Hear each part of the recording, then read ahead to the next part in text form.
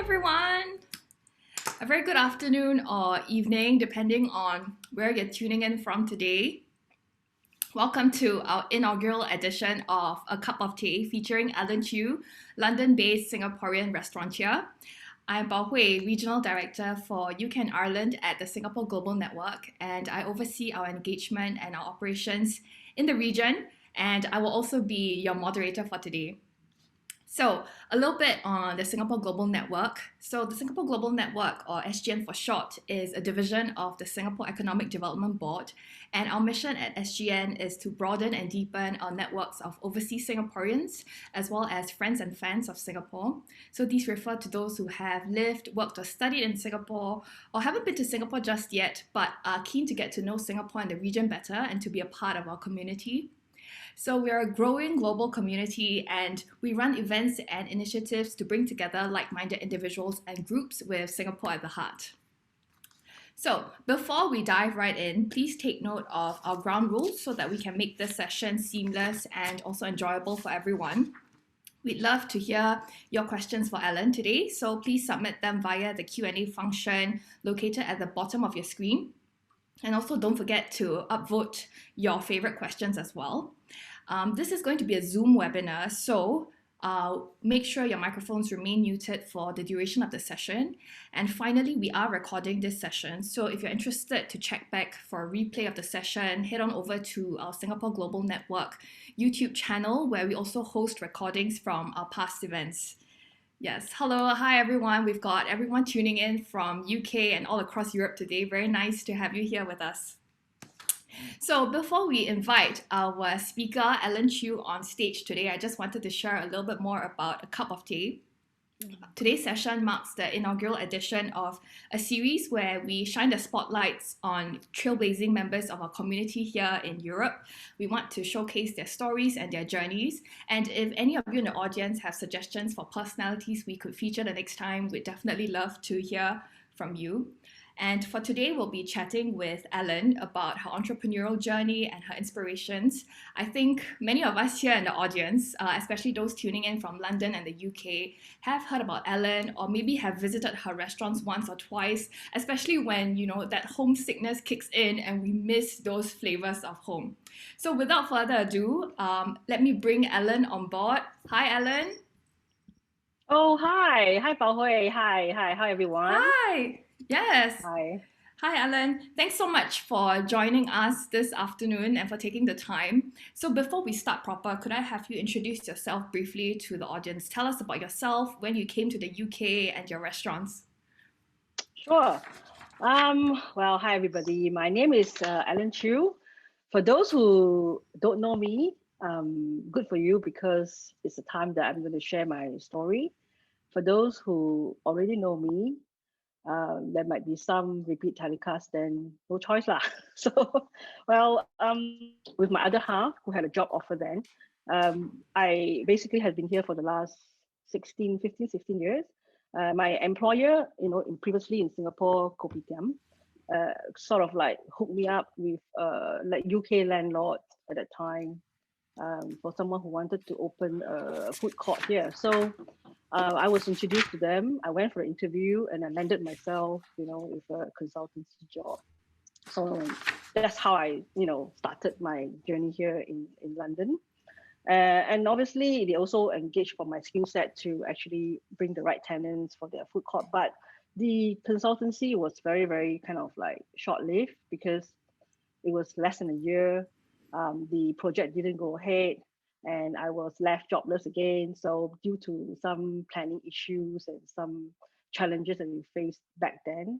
So I was like left at a pathway where I don't know what I'm going to do at the time. So I have to make a decision whether to continue this, to stay on with the UK with my other half or, I'll go back to Singapore. So I chose to stay here. And that's how, that's the beginning of my journey actually. So and it's been 15 years since. Oh my God, yes. And it's looking back, it feels like it's only a few years ago, but it has been 15 long years. Amazing. So, Alan, we know that in the UK, just earlier this month, the restaurants have started reopening for outdoor dining, right? So has it been a very busy time for you and your team? We have been waiting for this moment for a very long time. This lockdown, even though it's for a couple of months, it seems very, very long.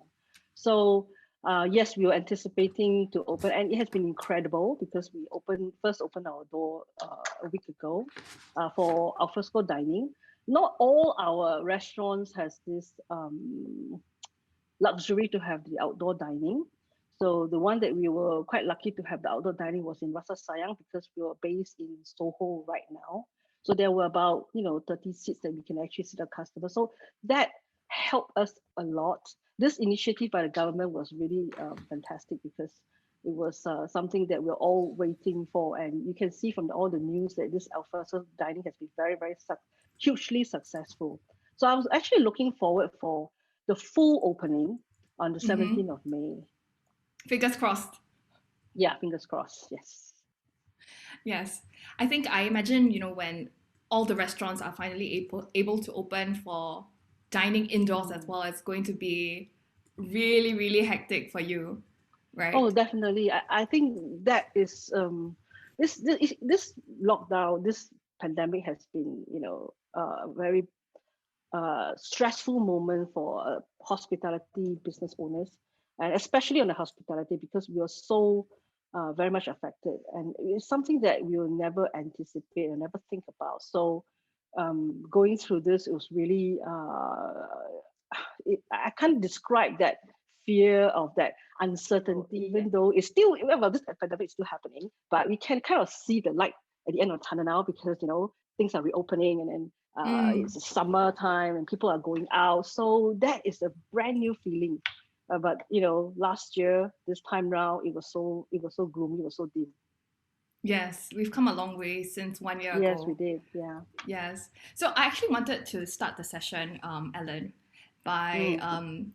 extending my congratulations to you because you were recently recognized in Code Hospitality's list of 100 most influential women in hospitality in the UK. Mm. That's a huge feat. So, congratulations for reaching this milestone. And Thank you. in this Thank you. list, yes, you were highlighted for your sheer tenacity over the last year. Mm. So, in Mm. fact, in the last year since COVID-19 hit the UK, you opened not one, but two new establishments. In fact, I think that was Mrs. Chu's Chinese Mrs. Kitchen, Chu's Chinese right? Kitchen. Yes. Yes, in Grand Central Birmingham, and also Yeah. Arome Patisserie in Covent Garden late last year, which is my personal favorite. Um, and you're also developing new ventures, right, as we Yes. speak. That's right. Yes, and I think Yeah. that's actually really remarkable because we know about how COVID-19 has really taken a toll on businesses all around the world. We've heard about how Mm. businesses have had to roll down their shutters, because of the impact. So, you alluded to this earlier on, but could you Mm. share in greater detail with us how COVID-19 has affected the F&B industry, your businesses, and more importantly, what's the mentality that you and your team have adapted to cope with the pandemic?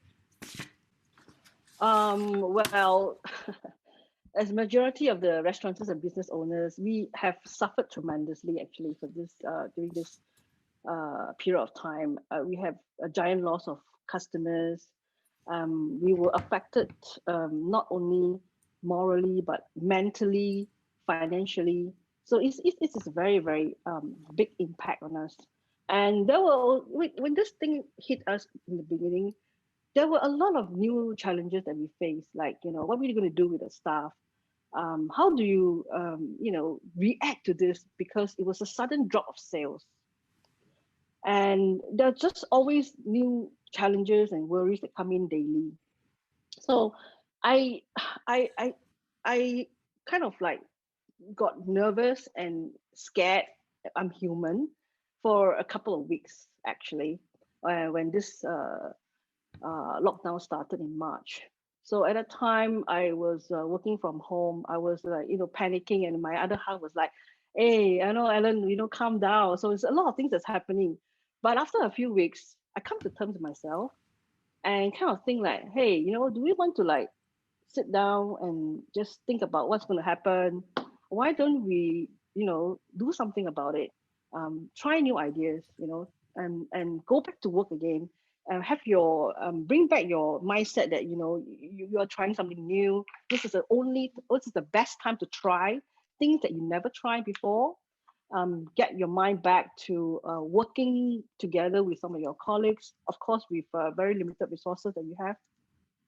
So this period, we kind of open our doors also to the two new concepts, like I've said earlier on, in Mrs. Chu's Chinese kitchen in Grand Central Birmingham, and also in Arome Bakery. This is a completely two separate concepts and completely two different places. Very challenging, but very interesting and very motivating.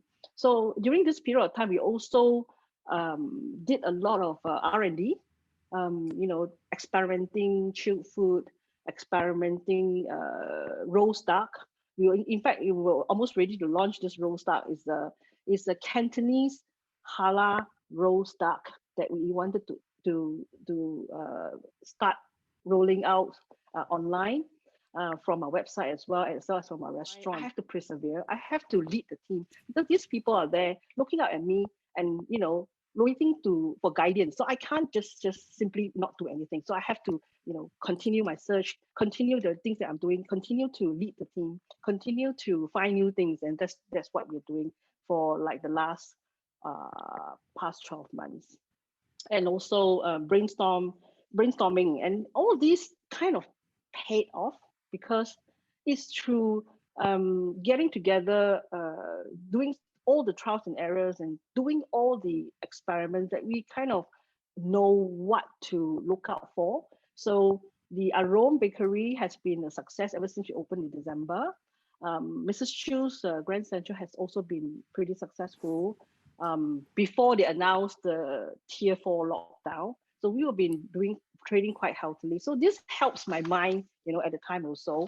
And of course, if you were to shut our doors and wait for a miracle to happen, I don't know where we end up, frankly. Right. So I always believe that, inactivity brings upon a certain failure. And as the saying goes, a rolling stone gathers no moss, right? And to stay relevant. So this is very important because we can't always follow the protocols. Like it's all big companies, they have so many sets of rules and regulations to follow. But because we are smaller, so we can actually maneuver faster and we can make changes and on the fly. And as we go along, this proved to be very important point to stay afloat during this crisis. So sometimes it's also the ability to adapt quickly to changes that sort of like meet the customer's demands. So this is what I would say, during this period of COVID-19, that's what's been happening for the last 12 months to me and my team. Wow, that is incredible, Ellen. I really, love what you said about being agile, being nimble, and just, standing on your own 2 feet, especially when, I think it was very easy to sort of give in to the circumstances because it's been a very difficult time for individuals as well as for businesses as well. And it's great to see, like your businesses sort of like continue to thrive in an environment like this. Personally, I've been a beneficiary. So during the lockdown, when I went down to Chinatown in search for food, Rasa Sayang was one of the few restaurants that were open. So thank you for that. And we see a lot of Singaporeans in the chat already saying, yes, Ellen, please bring your roast duck already and expand your businesses. So yes, you've got a lot of fans behind you. Yes. Work in progress. We definitely work in progress. Yes, that will be our last question. Share with us what else you have in store. Yes. So now let's talk in greater detail about what it's like operating in the F&B industry, right? And how you think the culinary scene in London compares to Singapore, right? So, you have 20 years of experience in the industry, including your time at Kopitiam, like you've mentioned. And you've also opened a string of successful F&B ventures here in London, as well as now Birmingham, which is amazing. So can you tell us, for those of us who are not quite as familiar with the ins and outs of the F&B industry, what a regular day is like for you as a restaurateur? Eat lah. Everybody are raising hands now because sign me up. I think what is the biggest perk in this industry is to be able to try different kind of food. I have a very great passion for food, and with this passion, I always love to share. And I think it's very important because whatever you're trying, I always let my colleagues, my team also try the same thing, because it's very important to actually engage in that bubble tea that came up, recently across the street. That, oh yeah, let's just go and try, and then we talk about it. So I think what this is what predominantly I do, in terms of tasting, because Rasa Sayang is very close to heart. My office is just near Rasa Sayang as well. So one of the perks and also the downside, I would say, for some of my colleagues is you have to try the food every day, whether you like it or not. So this is something that we keep our mind sane, and then it's to improve what maybe sometimes today there's something that's not not great, and we can actually talk to the chef and change it immediately. So that's Mm-hmm. something that I would do. At the same time, I talk to my chefs, not just necessarily in Rasa Sayang, but in other parts of the establishments. Like, for example, we have outlets in Bicester Village. We have kiosks in Westfield. We have other places that I always it's always important for me to keep in touch with these people who are so far away, because it's because they don't see you, you don't travel there all the time. Even a Zoom call, and Right. understand the problem and solve the problem for them is necessary. And all, yeah, there's no regular day. In short, it's like eat and talk lah. Right, I see. And how many restaurants do you actually manage right now on a day-to-day basis? Some restaurants need a little bit more hard work. So there are like, there's Rasa Sayang in Soho, which we moved to Soho temporarily. Our permanent place is actually in London Chinatown. So we moved out of Chinatown just before the pandemic started, to actually do a major renovation. But we stayed on in Soho. So that's Rasa Sayang. That's Mrs. Chu's Chinese kitchen in Grand Central. That's Lotus Leaf in Westfield, Stratford. And there's Simply Noodle Kiosk in Bicester Village. There's the Shan Shui restaurant in Bicester Village as well. There's the two Lobos site that we have, one in London Bridge, one in Soho. And the latest one is Arome Bakery in Covent Garden. Covent Garden, yes. Mm. Yeah. Whew, that's a lot. You have to slow down. All of us are like writing it down right now. A list of like establishments to visit, especially come May 17th. Wonderful. So, all this being said, Ellen, how do you, more tactical questions, right? How do you determine the viability of your concept? What do you need to do before you launch a new concept or a new venture? Wow. What do I do to determine a good? Well, there's only just 2 points that's in my head, to actually before I venture into any place. The two key points is, the first one is location based. So if I'm being offered a location, I will think about what kind of demographic in that location, and what kind of food that will suit that location, and then will determine what kind of food mix is right. Because of my experience back in Kopitiam those days, where I find the right cadence for the right food mix within the food court, right? So so location is all about also talking to the landlord and plugging the gap. So for example, in Bicester Village. So the second point that I had was, can you see me, by the way? Because I was told that Yes, we can see you fine. We have a you little can bit see. of a Okay. patchy connection. Okay, I think okay, we're okay. getting, yes, yeah. So you were talking to us about Bicester Village, I About the think, the two, yeah, location. Yeah. yes, the 2 points, right? So the other point is, of course, we to determine, for example, we have a product in, for example, Arome. Mm-hmm. We have been experimenting this product. We did a pop up in Soho. in 2019, and for 3 months. And it was highly successful because people kind of liked the bakery, and it's something different as well, something new. It's a French bakery with some infusion of Southeast Asian ingredients. Yes. So Like Gula after the Melaka. yes, gula melaka bun, and we actually have a laksa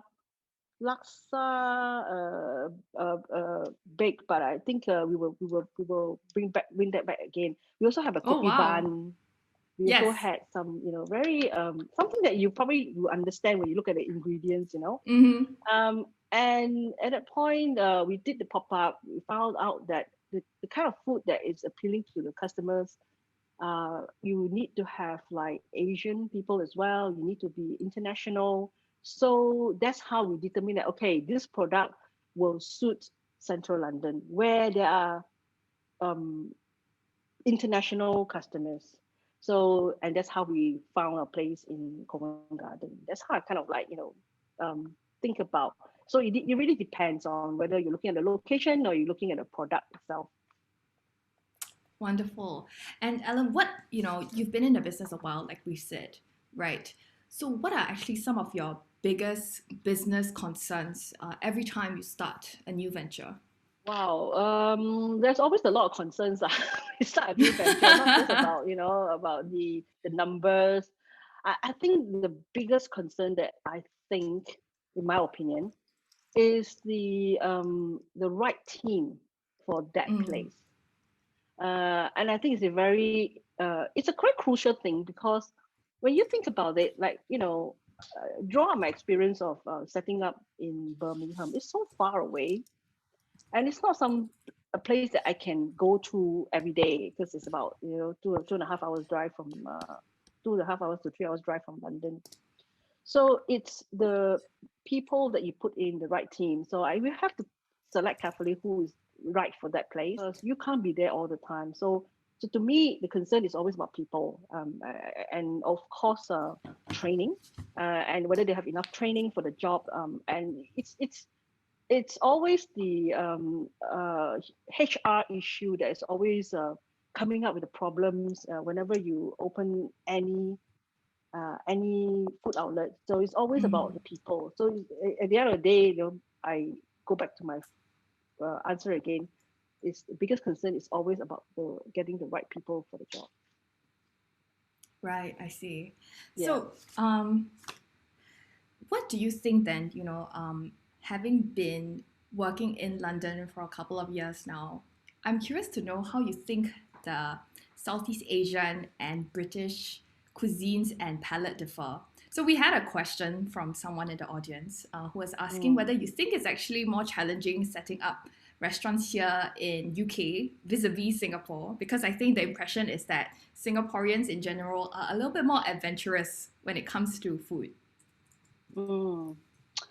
I've been asked this question many times actually. And it's a valid question because coming from Singapore, we kind of see both sides. Um, if setting up in London, to me personally, is probably slightly more difficult, because of I'll tell you why. Because in my opinion, setting up in Singapore, the system is so efficient. Everything is just there, and there's a lot of go-to places that you can actually seek information from, especially from the government portal as well. So there's a lot of things that you can actually find out.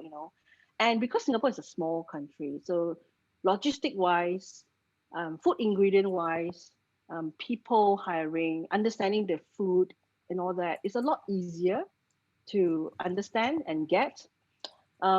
Whereas compared to setting up in London, it's a new territory for me back then as well. It's a lot of new rules. There's a lot of rules and regulations. There's a lot of things that you did think about, but if you want to have answers and information, there's no one place that you can go to.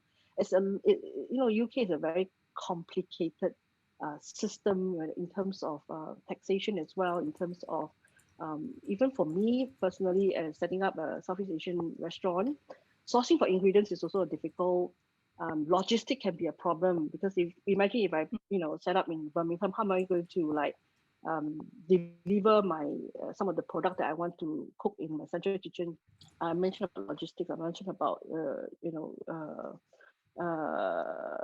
and finding the people who understand the cuisine. So because here you need to really give a lot of training. You need to engage with the people who uh, to teach them how to cook. Because it's hiring is also a problem because you can't just hire someone on the street and say, oh, can you cook a Singapore and Malaysian food? You don't know, so you have to have Yeah. teachers. You have to train them. So Mm. if you ask me, these are the challenges I face. Setting up a restaurant in London, Right. but at the same time, there's also good things about setting up a restaurant in London. Is that there's a sustainability. So when you start Okay. something, Singapore is a very how do I say that? When you set up a restaurant in Singapore, it's a lot easier, but also Singaporeans like to try new things. So it's very quick. I mean, we're already seeing all the Singaporeans here. Well, like me. It's true because it's a lot like you want to try new things. You want to and a lot of new things come in very quickly. So it's very hard to sustain. In the sense, sustainability is a lot easier. Right. Because and people are a little bit like easier to no, I wouldn't say the word easier, but people do tend to like wait a while and to try your food. So it takes a while for them to come back, and friends will bring their friends, and once they like the food, they will stay with you. So that's the difference, in terms of setting up a restaurant between Singapore and the UK. I see. And also my experience in London, whatever you do, there's no one answer that you or place that you can go to for information. You probably have to pay quite a lot of fees to get things done. For example, you need to pay for planning consultation. You need to pay for licensing. You need to pay for premise license. You need to pay for drawings. You need to pay for a lot of other things. And some of the things are not so straightforward because in the UK there's a difference between a normal building and a listed building, for example. So these are the things that you need to understand before you go into taking up a premise. Because if you take up a listed building, for example, there's so much you can't do kind of thing, or you can do. So you really have to understand the structure before you can, before signing up a lease. So that's why setting up in the UK is a lot slower. In Singapore, you can like open 3-4 outlets in a year. Or here it's probably a lot slower. And Singapore is a lot more compact, right? Oh, definitely. It's very quick. And of course, there's more competition in Singapore also lah. So, but it's also very, very quick. And then you can get things done very easily, seriously. Like, you can plan your day from something in the morning and then all the way to the night. You can get a lot of things done. But over in the UK, a personal experience is I want to find out something and they are based in Luton. So I got to travel all the way there to, things like that. So you have to plan ahead a lot. Yeah. I see. Okay, there are definitely complexities, I think, whether you're looking to establish yourself in London or in Singapore. But, cuisine-wise and food-wise, when it comes to taste, how has it been introducing Southeast Asian flavors to the British audience? How have their reactions been to some of the flavors that you've put out there through your restaurants? When I first started, I wanted to I still am sell the most authentic Singapore and Malaysian food as I can be. But obviously, you still kind of need to because we have. I give you an example. We set up Rasa Sayang, and I was selling like Hainanese chicken rice. And my perception of chicken rice is that it must be sort of like there's a layer of jelly between the skin and the meat. I'm not sure whether you're into that. That So gelatinous sort of like texture. Yes, that to me is like the best thing lah. So I was trying to actually achieve this by doing this in the restaurant. So I told my chef, this is how we serve our chicken rice in Singapore. you must have that jelly in between, and chicken must be with the bones. So it's like a real deal.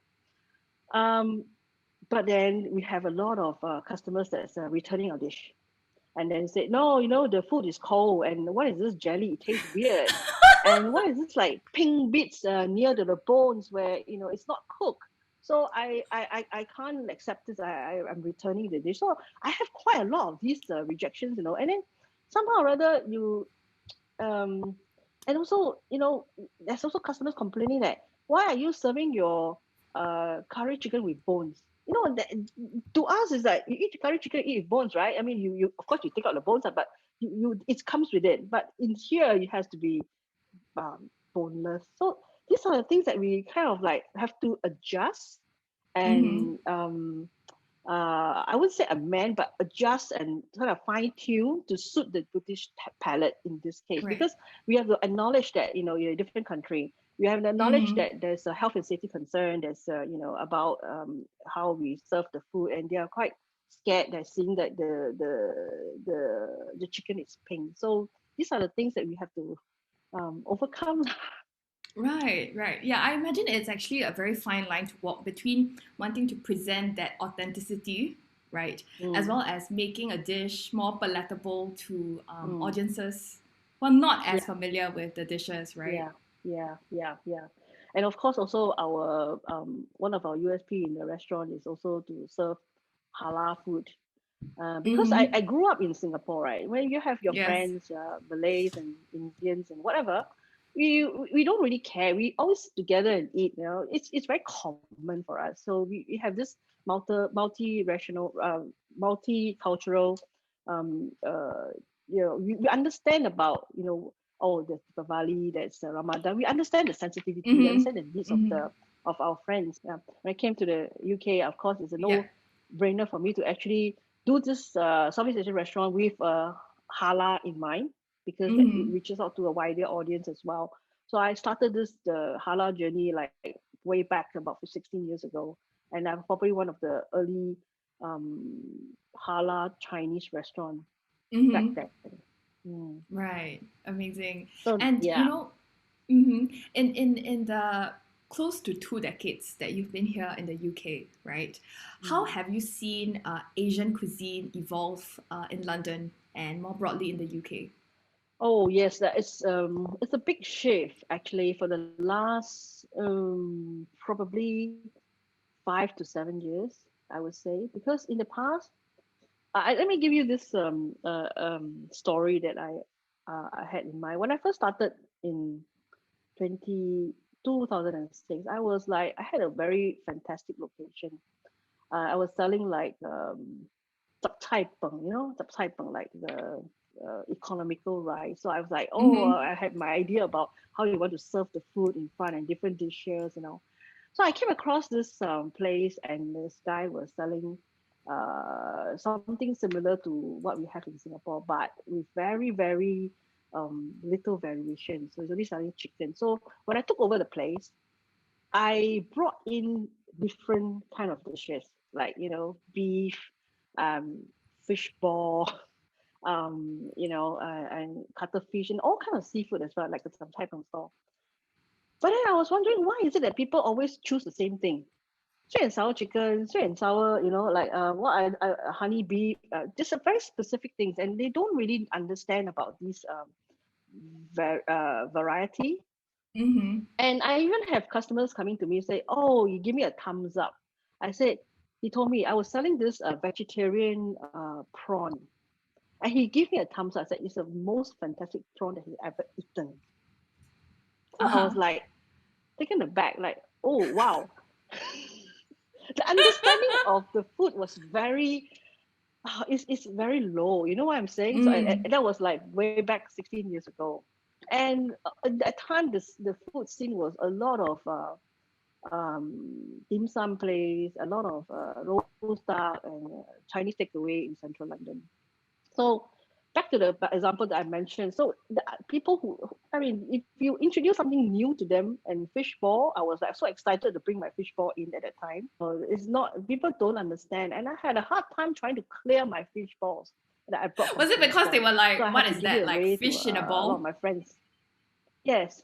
Yeah, they don't understand and they can't understand. And they couldn't even like differentiate between like a prawn or a cuttlefish, you know. And I have customers coming up to me. We're selling xiao long bao, right? It was pork before I went to halal. It was, and he was giving me a thumbs up. Oh, this is the best cuttlefish I've ever eaten. So you can understand the, you know, how what went through their mind. So over the years, you know, when food scene kind of change, people Mm-hmm. are, you know, there's a lot of people like are more educated about food. Yeah. The internet comes into play, Mm-hmm. Facebook and Instagram, but Instagram was much later, but Facebook came first. And then that's where there's a lot of and also the pounds has kind of dropped. So there's a lot of influx of other country coming into London, selling different type of cuisines, not just Southeast Asian. And that sort of like opened up in a new world to the Londoners. The diversity you were saying, right, about cuisines in London. Is it lagging again? Yes, a little bit. Sorry But you about were that. talking about, no worries, Mm, you were talking about diversity, right? Like today in London, yeah, we're seeing so many yeah, different types of cuisine out there. yeah. Now things have changed so much. So in the last 5 to 6 years, we see so many different type of food coming in, and the smaller operators, you know, chef operators are coming up, and you know, there's a lot more vibrant in the food scene, and street food Mm-hmm. was being popularized as well. Yes. So everybody was like, "Oh wow, this you never tried this before. You try it," and then they love it. So that kind of exploded for the last in the last 5 to 8 years kind of time. Mm-hmm. And that's how I see the food scene is that now you have to stay authentic. Now I'm not afraid of you know, selling something that I think it's what we sell in Singapore, because those days people can't take it, but now they're Right. much more well received, I would say. Right. So I also think that it's the internet craze has been sort of like exploded as well, because people, Okay. you know, talk about food, you know, Instagram, and Yes. you know, and And how it has infusion to of look different. on Instagram, right? That's also Yeah, something and driving our F&B industries definitely, today. definitely. Mm-hmm. That reminds me. Actually, now I can think of selling the chicken rice with jelly. Oh, why? Because like people are more adventurous now because it looks good They're in more photos, adventurous because that's right? what the real deal is, right? Yes, yes.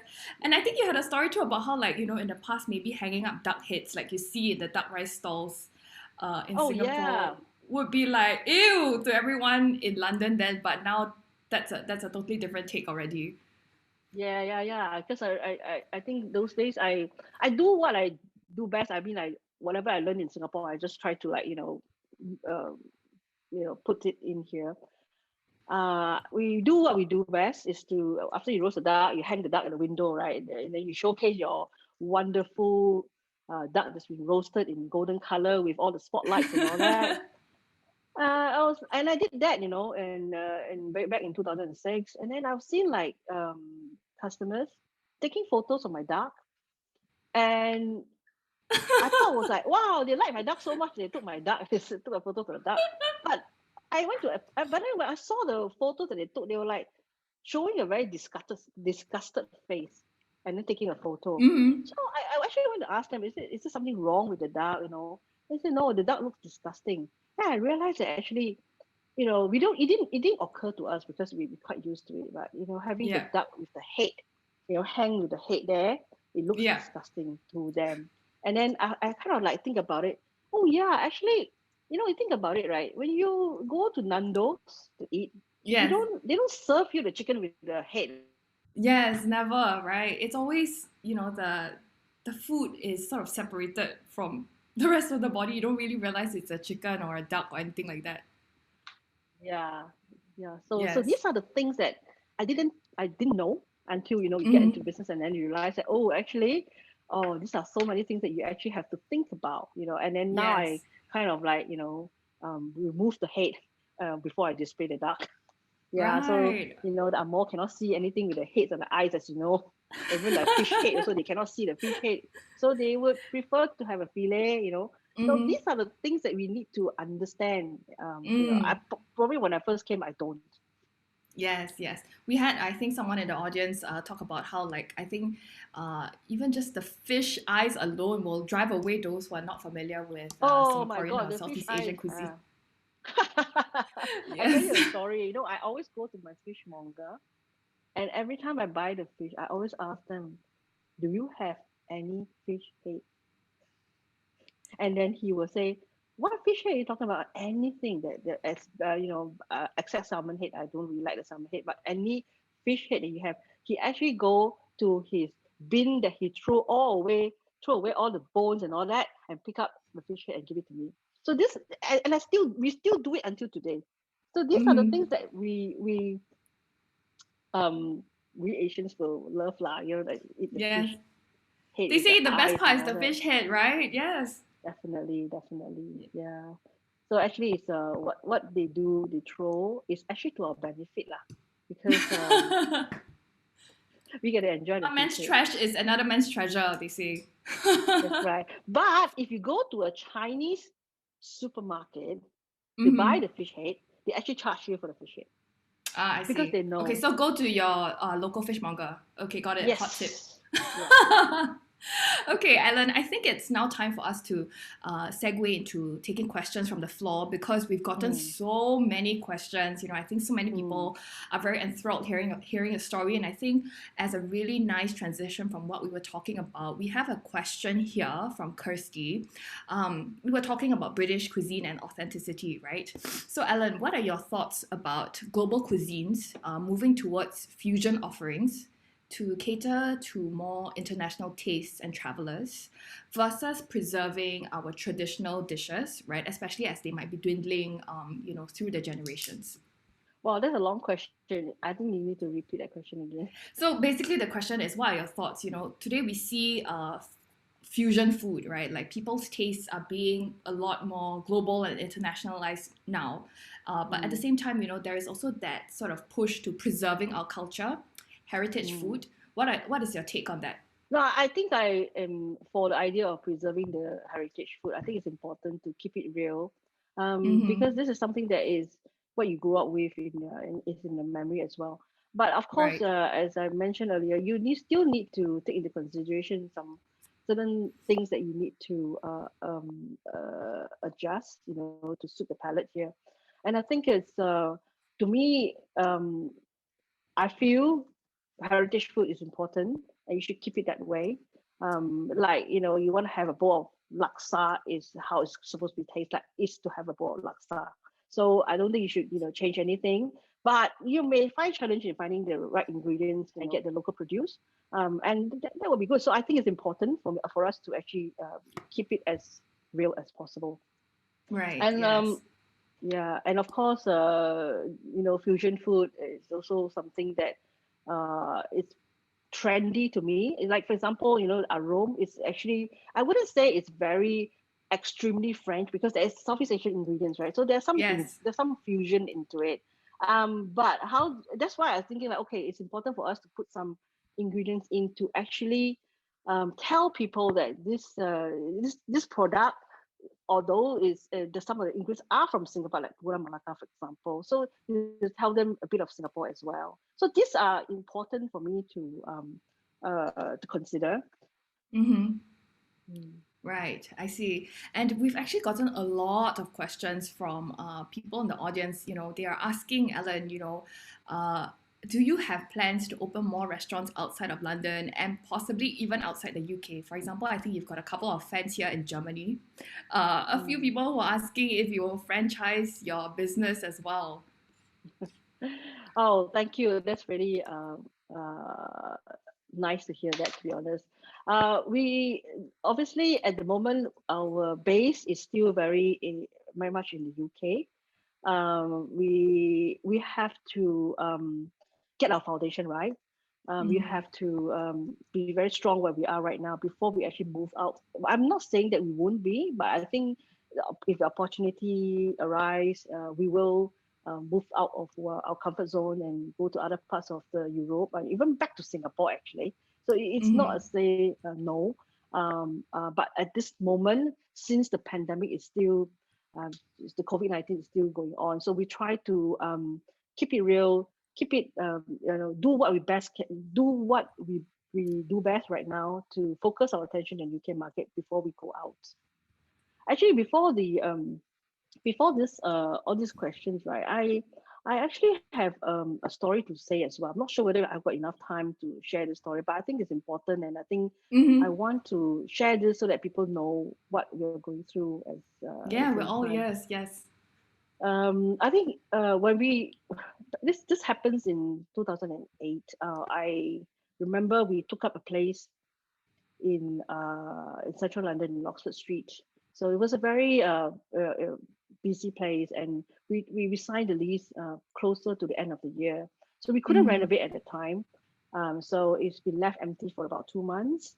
So what happened was, yeah, my agent rang me and asked me, "Hey, this is the place that you signed a lease for a Yes. restaurant. So why is it selling luggage?"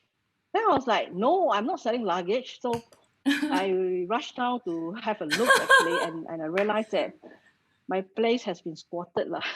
So it was Suddenly it like, became like pasar eh, malam. yeah, and this guy was like, selling luggages and with all the shelvings inside and the lighting and everything. So just a few days ago, I just walked past there. It was okay. It was empty, and then now it was like, this guy was inside the shop selling this. So I panicked, and I was like, what am I supposed to do? So the first instinct at the time was to call the police.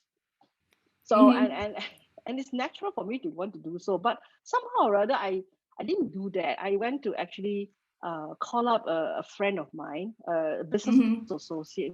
What should I do? Should I call the police, because Mm-hmm. that is something that I would do? And he said, Yes. no, don't call the police, because when you call the police will not handle this because it's a civil matter. So Ah, therefore, okay. you're actually legalizing this quarters. Can you hear me? Yes, yes. You were saying it's a civil Okay. matter, right? Yes. Yeah, it's a matter. So you're actually legalizing to go in there and get 10 big guys and throw this guy out. So I was Oh, like, wow. seriously? I mean, it's like you probably this is what you see in your show, but I'm not something that I would do. They say, yes, this is the Yes. only way to deal with this matter. So I took his advice. I took 10 guys, 10 big guys, one Mm-hmm. English vegetable supplier, some Polish What? contractors, some Chinese contractors that did some job for me, and some are Malaysian So you chefs. just rustled them up, 10 big guys. I just went up there, and because he's outnumbered, right? So he didn't really put up a fight because he knew that he was outnumbered. So we actually Mm-hmm. take away all the things out, and throw his stuff on the side of the road. And you know what? When we did that, we also quickly changed the lock, because when the squatters came in, they changed our lock. So I got a Oh, maintenance guy in wow. as well to change the lock immediately, Oh, because wow. you just need to throw them out immediately. So that's what we did. And the guy who are outside our shop with all the luggages are selling the luggage outside our shop, saying it's an So you mean he eviction sale. continues selling it Yes, he outside? did. Yeah, he's an entrepreneur actually. So So so the both of you are, entrepreneurs. So yes, that's right. I wish he could work for me. Anyway, so this is the story that I think it's very important to actually say, because this experience that I've gone through, it's not something that I would experience in Singapore. It's not something that I mm, know about. It's not something that you've been taught about. So it's really experiencing the unexpected, and yeah. this is part and parcel of what you're going through. Right. Wow. Amazing. On this note, well, I mean, we are having a great discussion, but we'll have to wrap up Q&A really shortly. But I think one Mm, question that will be very relevant to our audience, mm. right, is, Alan, what do you think is your best piece of advice that you could give to anyone here who's interested to start an F&B business, whether in London or in Singapore? And, on that note, is there something you know now, after all these years in the business, that you wished you had known from the start? Okay. Um, if I were to impart the advice to budding entrepreneurs. I think the important take is that Other than there's two knowing points. 10 big burly guys. Know your neighbors. I think it's important to understand that to me personally, the best piece of advice is wherever you want to start a business, especially on F&B, location is key. So it's very important to find the right location.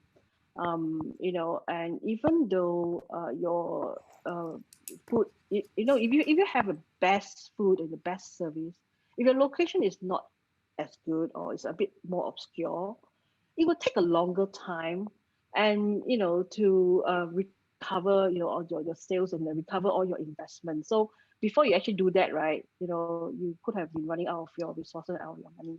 So my advice is get the right location, the best location if you can find, because even though your food is still moderate, you can still continue and survive and carry on. Second thing is you expect the unexpected, because you can never get things Mm, right the first time now, especially in this country. So be right. positive, but don't take everything like, oh, you know why it happened. So you just have to um, uh, understand, like never, there isn't one, how do I say that?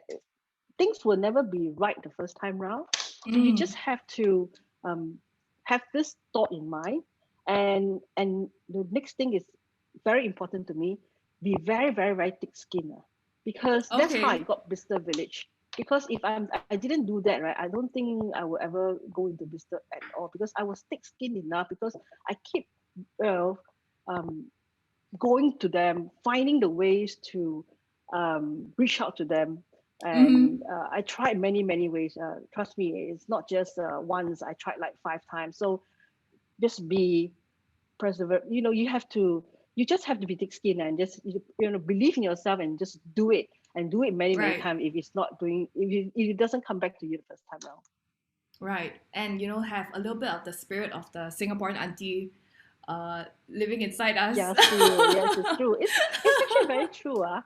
I did have that. That's why I was like, okay, let's do what we do best. Mm. All right. Thanks so much, Alan. So we're almost at time, but we just have one final question for you before we wrap. And I think this is something that all of us in the audience want to hear about. We're all clamoring to know what else is Chew on This cooking in the pipeline. What can we look forward to from you and the team in the months ahead? Oh wow, we are already planning for more projects coming up in 2021 and 2022. We are planning to open our second Arome. Wow. Okay. Yes. Uh, hopefully by end of this year. We are also planning to open another third Lobos in mm. London. And this project has been held back also because of the pandemic, but we are ready to go. So, and we are also planning to open our second Shan Shui.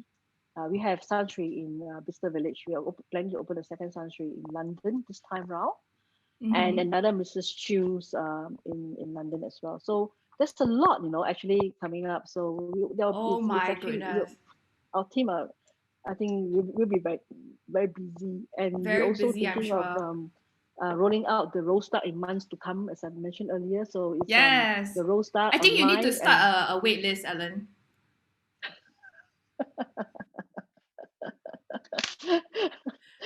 so yeah, we're constantly thinking about new different concepts, and anything that is new Mm-hmm. and interesting. We are always all ears and to try. Yes. Can you hear all the Singaporeans and all your fans and your customers rejoicing in the chat? I'm seeing lots of people. Yay! So you've given us a lot to look forward to, especially now we have the restaurants reopening just on the horizon for all of us in the UK. So that's Mm. something to look forward to. Yes, thank you very much. I really appreciate all these Singaporeans out there who are supporting us all the time. And yes, I Definitely. think it's this spirit that to continue. I think we obviously, with the 17th of May coming towards reaching towards 17th of May, so it's a good time for us to actually look forward for a new beginning as well. Hopefully everything stays well and there's no third wave. So yes, this is Yes. something that we are all looking forward. And I can't wait actually to go out to dine with my friends and families. Oh gosh, it's like, eating takeaways and eating food in the cold is not something that I'm used to. And I think it's the same for all Singaporeans as well. We always like to be, Mm-hmm. in a warmer environment. So Yes. these are things that I would love to go back to try in the restaurant. Definitely.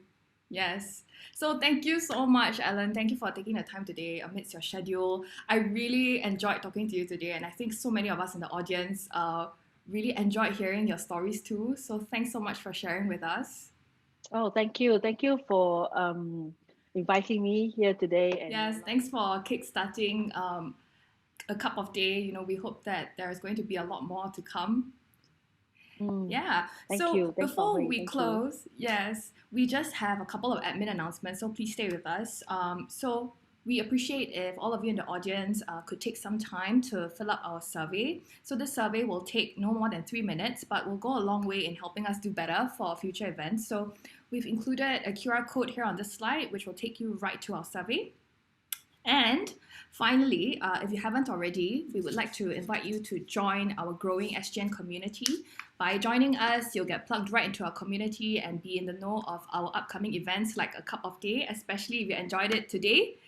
And of course, I think the biggest news, and the cherry on top of the cake, Ellen and her team at Chew on This are actually very kindly offering a 15% discount at Rasa Sayang London for all you a Cup of Teh registrants. So wonderful news. Take this discount and enjoy a meal on behalf of Ellen and the team. Say hi to her while you're at it as well. So keep a lookout for our post-event emails, which will be landing in your inboxes later today. And all that being said, we've officially come to the end of our session today. Thank you all so much on behalf of SGN for tuning in, and we will see you all at our next one. This is Bao Hui signing out. Bye!